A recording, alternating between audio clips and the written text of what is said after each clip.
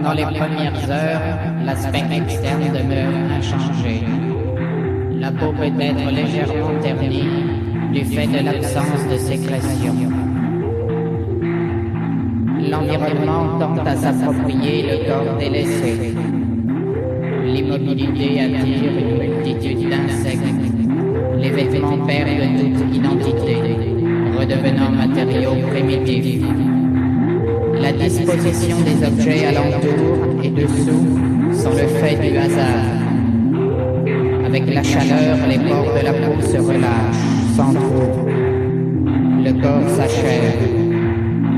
Peu à peu, une évolution s'accomplit. Des phénomènes végétaux se développent en surface. Les tissus se distendent de façon démesurée. Les objets abandonnés sont absorbés, recouverts ou dissous. Lésions plus ou moins profondes dans la chair. Toute cicatrisation devient impossible. Dès lors, le cuir des chaussures sèche et se fendille. La forme propre du corps s'étale hors de ses limites. Des lambeaux sont transportés en des lieux plus éloignés avant d'être digérés. La reconstitution peut demander des heures, voire des jours. Seule une observation générale et précise le permet. Un membre détaché peut demeurer introuvable. Une photographie détaillée s'avère nécessaire dans certains cas. L'œil ne pouvant faire abstraction de tous les éléments distrayants. On peut constater une certaine attirance sexuelle pour des parties du cadavre, dont les centres d'intérêt sont éparpillés.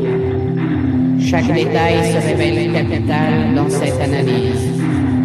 Outre la position ou la disposition, l'état externe peut devenir source d'excitation. La non-résistance des articulations surprend au premier abord. Chaque partie se détache aisément, trop facilement peut-être, de manière incontrôlable. Certains cadavres sont découverts dans les positions les plus impudiques, souvent dans les cas de mort lente, où la survie reste l'unique pôle d'intéressement.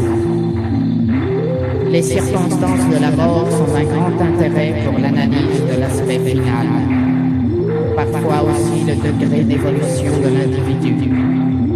Il est utile de noter l'aspect irréversible du choix ou de l'orientation involontaire. Même inanimé, le corps s'adapte au milieu, sans intervention. Observation clinique.